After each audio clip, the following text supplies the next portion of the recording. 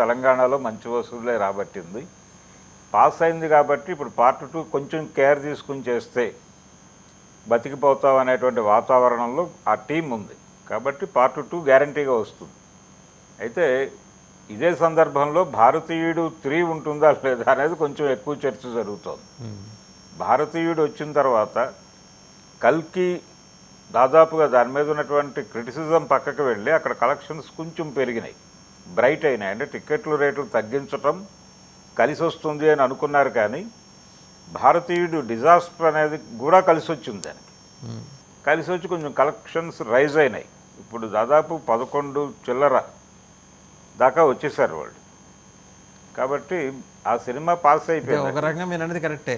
నాగశ్వినికి అరే just pass మార్కులే అని బాధపడే పరిస్థితుల్లో అక్కడ భారతీయుడు 2 కాస్త వచ్చేప్పటికి అక్కడ ఏంటో దాన్ని ఏమంటారు, గ్రేస్ మార్కులు కూడా దొరికే పరిస్థితి లేకపోవడంతో విపరీతంగా ఉపయోగపడింది. అది అది అడ్వాంటేజ్ అయినట్టుంది.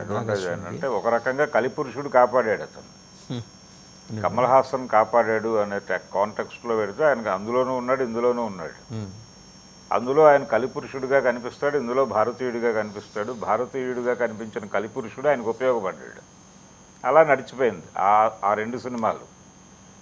ఇప్పుడు దారుణమైన కండిషన్ ఏంటంటేనండి, తెలుగులో పెద్ద సినిమాలు అంటే పెద్ద హీరోలు చేస్తున్న సినిమాలు థియేటర్లకు వస్తే తప్ప జనాలు థియేటర్ల వైపు చూడటం లేదు. చిన్న సినిమాలేమో థియేటర్లకు రప్పించగలవు, కంటెంట్ బాగుంటాయి. ఒక మంచి కంటెంట్, కనీసం ఎంగేజ్ చేసేటువంటి కంటెంట్, కొంచెం ఆలోచింపజేసే కంటెంట్ ఉన్నా కానీ జనం వెళ్ళిపోతున్నారు సినిమాకి.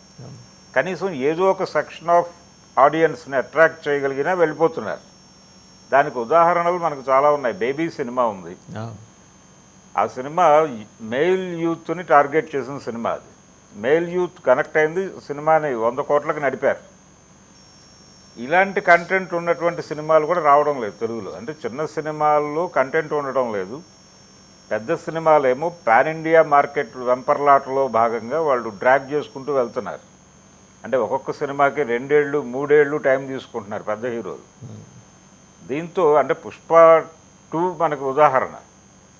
అది 3 ఏళ్ళు కంప్లీట్ అవుతుంది, రేపు డిసెంబర్ కంప్లీట్ అయితే.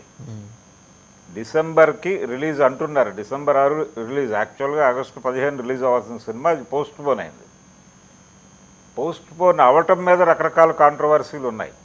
అంటే డైరెక్టర్కి హీరోకి మధ్య గ్యాప్ వచ్చింది, డైరెక్టర్ కొంత లేట్ చేస్తున్నాడు ప్రాజెక్ట్ని అని హీరో ఫీల్ అవుతున్నాడు. ఆయన అట్లీ ప్రాజెక్ట్ కోసం దీన్ని కంప్లీట్ చేయాలనుకుంటే ఈయనేమో కంప్లీట్ చేయడం లేదు. ఇలా రకరకాల వార్తలు దాని చుట్టూ సర్క్యులేట్ అవుతున్నాయి. కారణం సినిమా లేట్ అవ్వటం. దీంతో పాటు ఏ హీరో సినిమా కూడా, ఇప్పుడు జూనియర్ ఎన్టీఆర్ సినిమా అది అక్టోబర్కు ఉంది.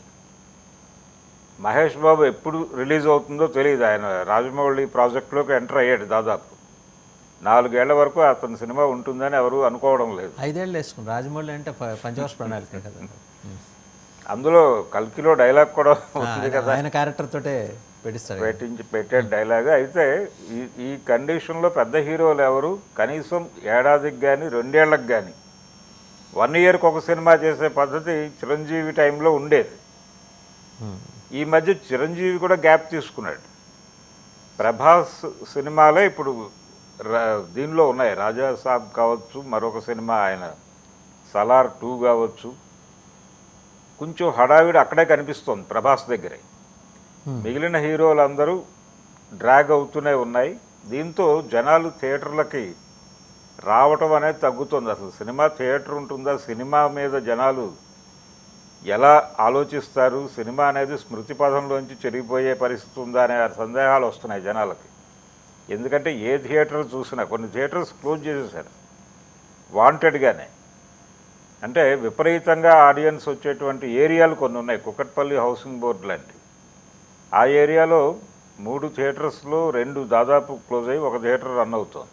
అది కూడా జనం లేరు. ఎందుకు ఈ పరిస్థితి వస్తుందంటే మీరు జనం చూసేటువంటి కంటెంట్ ఇవ్వడం లేదు అనేది విమర్శ.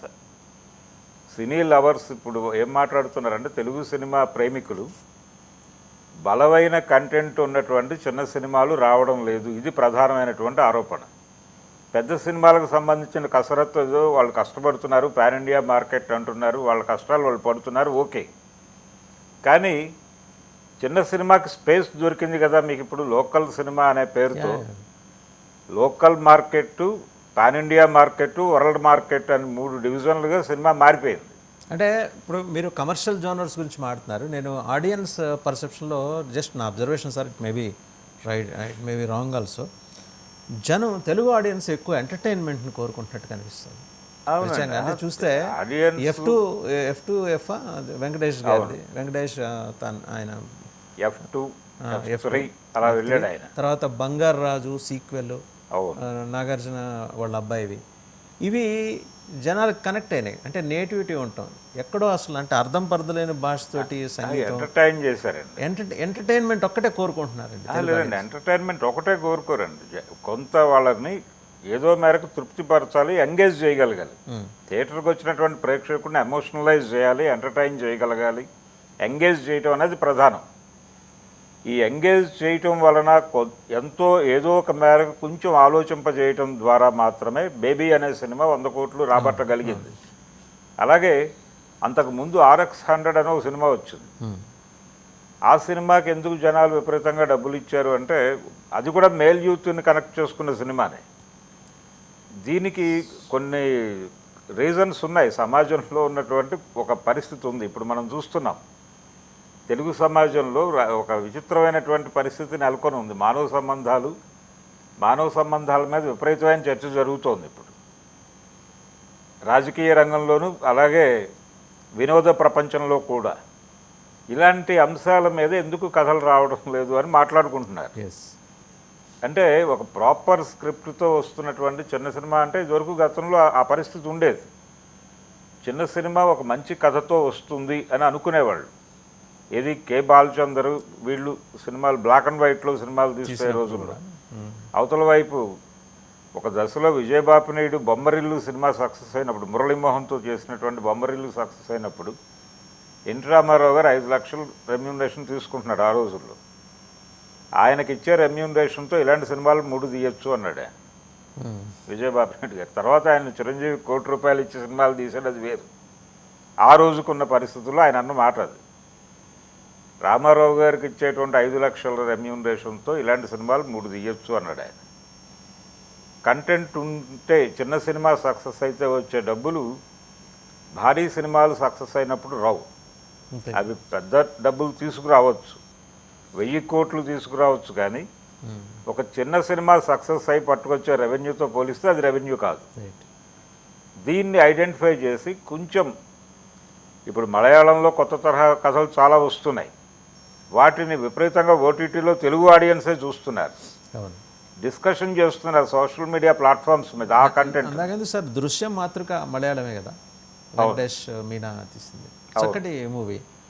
అది మాత్రమే కాదు కదా, పవన్ కళ్యాణ్ గారు చేసినటువంటి 2 సినిమాలు అక్కడి నుంచి వచ్చినవే కదా. భీమ్లా నాయక్ ఒకటి, భీమ్లా నాయక్ కావచ్చు, అంతకుముందు వకీల్ సాబ్ కూడా రీమేక్ సినిమా, అది హిందీ నుంచి వచ్చింది, ఇది మలయాళం నుంచి వచ్చింది. అయితే అది చాలా ఒక చిన్న యువ క్లాష్ మీద